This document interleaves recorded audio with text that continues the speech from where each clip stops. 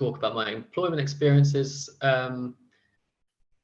I think the point you made there about disclosure of your visual impairment with regards to the work that I do and have done, that shouldn't be a problem. I've always worked for charities that support blind and partially sighted people.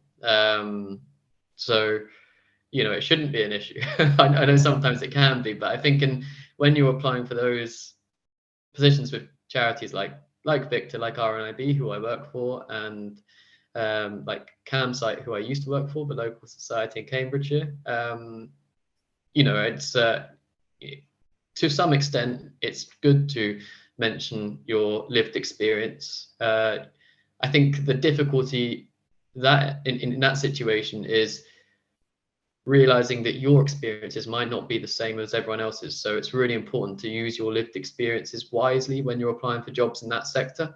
You know, I lost my sight at 19, but a lot of people watching this might have always had their visual impairments. They may have always had the same level of sight. So that experience is totally different from mine.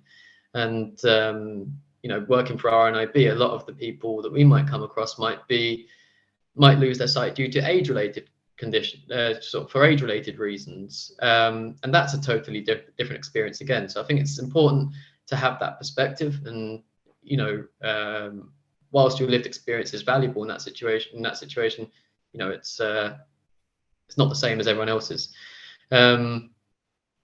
But yeah, if I start at the beginning of my employment experience, I first got a job when I could see. I had a Saturday job at a local shop, a local co-op. So when I lost my sight, I was working at a local co-op on the tills, you know, dealing with money, helping people pack their bags, making sure people were off on their way all right, you know, all that sort of stuff.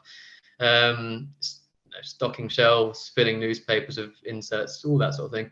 And you know, when I lost my sight, I couldn't do the stuff on the till anymore. So I couldn't manage with people's money. I couldn't see enough to be able to use the touchscreen pad that there was on the till, all this sort of stuff. So I had to adapt the job to my new level of sight. And I think at this point it's important to mention that, you know, I do have some usable sight. So for me, it's detail that I can't see. So I can't like read anything. I can't see people's faces, not unless I'm like uncomfortably close to someone, that sort of thing. So yeah, it was a situation working at the local co-op as a Saturday job where, you know, it was a place where I was able to explore the, you know, what I can and can't do with my new level of sight. And my boss and the people I work with were I look back at that upon hindsight and think they did an absolutely amazing job allowing me to adapt like that. I never had any hassle or grief off them in terms of, well, you can't work behind a till anymore, maybe you need to reconsider the job, what about this? And I never had anything like that from them. Again, there's so many things I look back on and think I was incredibly lucky. And that's one of them. They were fantastic. And once I learned grade 1 Braille, working at the co-op, I was able to put out a lot of the products that had Braille on them. When I was putting stuff out, I would use, you know, touch to be able to sort of feel what the products were. So fruit and vegetables, you can all tell what they are by touch. But I also realized there are other things that I hadn't thought about in that way before that you can tell. So like with, you know, when you get a meal deal, you get those little bottles of fizzy pop and all that sort of stuff. Like you can tell what a Fanta bottle is, what a Coke bottle is, what a Sprite bottle is, because they all feel different. Yeah. Where you got two same Cokes, I just bring them right up to my face and just look, oh, that one's lighter, that one's darker. So you got diet and regular. And it was such a small shop, which helped, so there wasn't a wide variety of the same thing. So yeah, so many things come together to make to you know, make that employment experience a little bit more straightforward for me. And I guess how I got into the charity sector, it can be summed up, I guess, through a lot of volunteering that I did. So between starting in 2010, so between 2010 and 2019, I held a yearly sort of fundraising quiz and raffle for Campsite, my local charity for blind and partially sighted people. I was a big fan of pub quizzes, so I held that. And each time would raise around a grand, something like that at each event, and it would be like a, you know, well attended. It would bring a lot of people together, all that sort of stuff, and it was a lovely event for us all to work on together, myself and my friends and family. On top of that, I was heavily involved with setting up the global team and, you know, running it, getting funding for it, risk assessments, you know, bank accounts, learning what a constitution is for a local community group, and all of these sorts of things. And I was doing this alongside studying at university as well.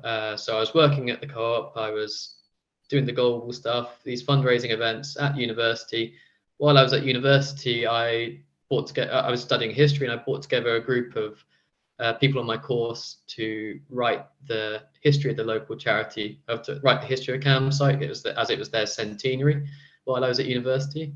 So a lot of these, I guess, extracurricular things that I was doing, a lot of this volunteering was, I guess, teaching me. I was learning a lot from it, and it was all that stuff that I was picking up and all that stuff that I was learning that eventually got me a job.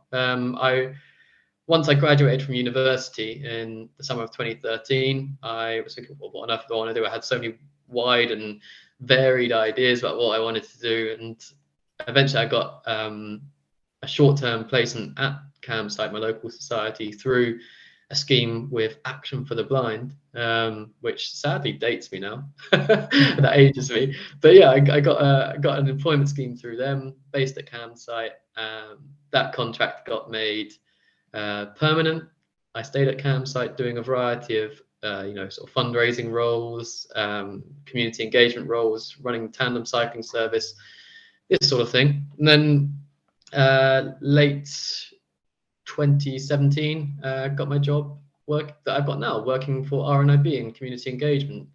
So yeah, I think that, you know, all of those voluntary things that I was doing helped massively in terms of getting into work. And I think in terms of that disclosure point you made earlier, it's not really been an issue for me, for the point I was making earlier. I'd say that one time where I have felt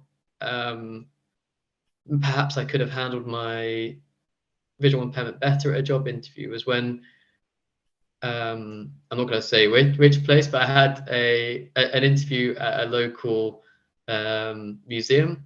I studied history at university.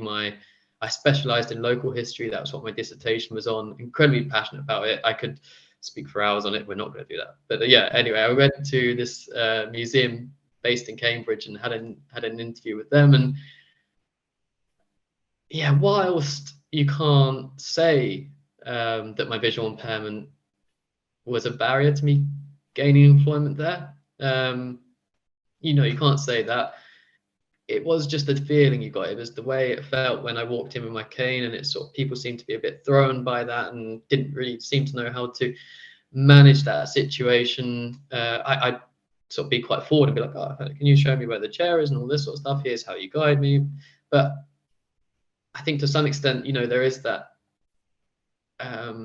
feeling within society, let's say, where people don't know what it's like. People don't know what you can and can't do. People are a bit afraid of, you know, doing something wrong, or afraid of what you might do, or all of these sorts of things. And it is quite sad that feeling does exist, but it does. And I think it's something for people to be aware of when entering the world of work and when applying for jobs. It is something to definitely be aware of and, you know, fully prepare for. Well, thank you very much for chatting to us. It's like I say, it's been absolutely fascinating to listen to you, and we'll speak to you soon. Thanks a lot for this opportunity. It's been great, and yeah, I hope people found it useful. Thanks very much.